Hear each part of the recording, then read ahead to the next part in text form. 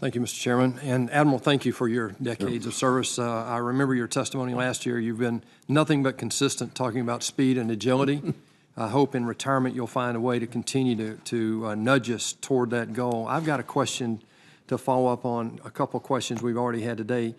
And recently, the Defense Science Board last year actually and concluded, and there's a quote here, for at least the next decade, the offensive cyber capabilities of our most capable adversaries are likely to far exceed the United States' ability to defend key critical infrastructure. Sir, do you agree with that conclusion? I mean, we were part of that effort with the DSB. There is no doubt that for right now, I would argue technology favors the offense, vice the defense. I mean, just what the scope of what you're trying to defend, the scope of potential vulnerabilities are, oh boy, it keeps you awake at night. So the ability to preclude it is minimal. And you mentioned last year. We'll preclude it from a technical standpoint. Yes. But then that gets into the whole broader question about, are there other activities that could be brought to bear that would convince? Well, that's my next question is deterrence. You talked last year about deterrence. And so has our ability to deter these types of activities? You know, a nuclear attack, we deter by having the threat of mutual annihilation, right? So in the cyberspace, what is our deterrence capability today relative to where we were a year ago, and is it adequate to defend against intrusion? And I want to add to that specifically, we've had these questions about election. In your mind, are we capable in the United States of defending our election this coming year? Now, I'm not an expert on the electoral system as a whole. I haven't personally looked at it as a target, so to speak, and asked myself. But doesn't that speak to the issue? I know Homeland Security is charged with that. Right. But is their capability up to your capability in the defense? And then you get inside DOD, you've got each service has their own growing capabilities. So the question I have, and we've all talked around it here, is so who's really in charge of getting the highest and best deterrence, detection, and preclusion capabilities regarding, let's just say, an election as one part of our infrastructure? So in our constitutional structure, states largely have overall responsible for the execution of an election process within the federal government. The Department of Homeland Security is overall responsible for providing government resources to assist the states in the execution and defense of that structure. Again, that is a DHS lead role. So I don't, in my role as Cyber Command, I'd be the first to admit, I'm not talking to individual state officials about walk me through what your structure is, give me your assessment of where you think you are. I'm trying to generate insights and knowledge now that help inform this with a readiness to, if directed, to potentially do more. Do you interact with DHS? Oh, yes, sir. Okay.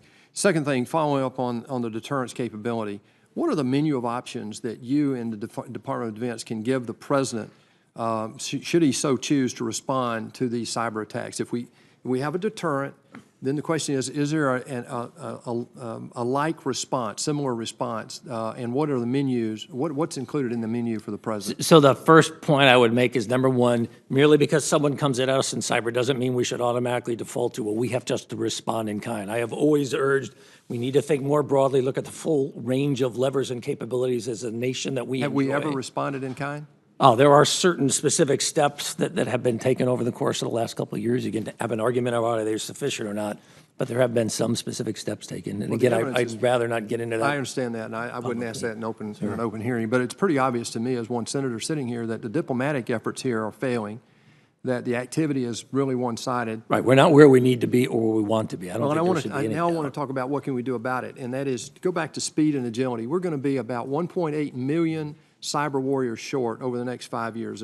As a nation, yes. As a country, both in all three of these, FBI, DHS, and DOD.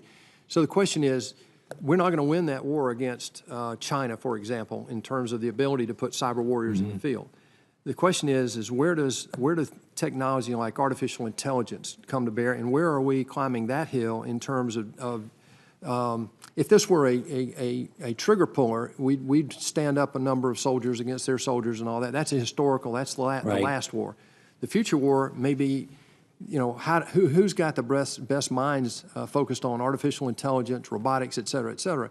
Just on this specific case, where are we in terms of artificial intelligence, and how is that going to help us face the shortfall in cyber warriors over the next 5 years? So we're clearly looking at what are the technical applications and capabilities out there that enable us to optimize the human capital piece of this that are also, I'm also interested in the fact, guys, as to your point, we are not going to industrial age our way out of this with, well, it's just hire 10,000 more people. That's not going to get us where we need to be, and that's not a sustainable strategy. Therefore, among the things we're looking at, and we're not the only ones, so how can you apply technology to help overcome the human capital piece? The other point I would make is, again, don't just focus on cyber versus cyber. How do we bring this broader range of capabilities in place to convince actors out there, nation states, criminals, non-state actors, you don't want to engage in this behavior, either because you're not going to succeed or because, quite frankly, even if you do succeed, the price you will pay will far exceed any benefit you might gain. Yeah. And that's where we've got to get to. Yeah, agreed. Thank you, Admiral. Thank you, Mr. Chairman.